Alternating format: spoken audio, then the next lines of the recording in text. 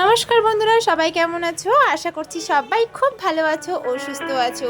তো বন্ধুরা, কিছুদিন আগে গিয়েছিলাম আমরা চন্নেশ্বর। আর চন্নেশ্বর থেকে কিছুটা দূরে এলেই পরে জগন্নাথ মন্দির, যা কিছুদিন আগে আমাদের মুখ্যমন্ত্রী প্রতিষ্ঠিত করেছে অক্ষয় তৃতীয়ার দিন।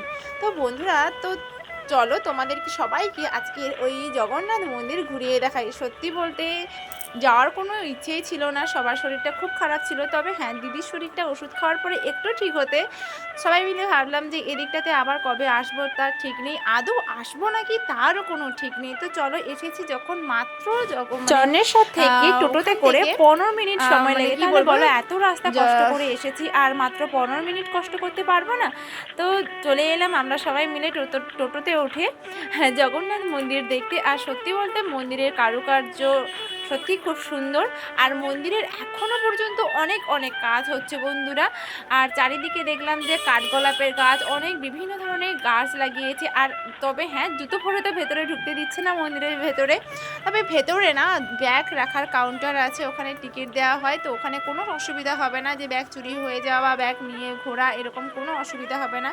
তো বন্ধুরা দেখো, আমরা মন্দিরটা ঘুরে আসছিলাম আর সেই পথেই কিন্তু দেখা হয়ে গেল ভগবানের ভোগ।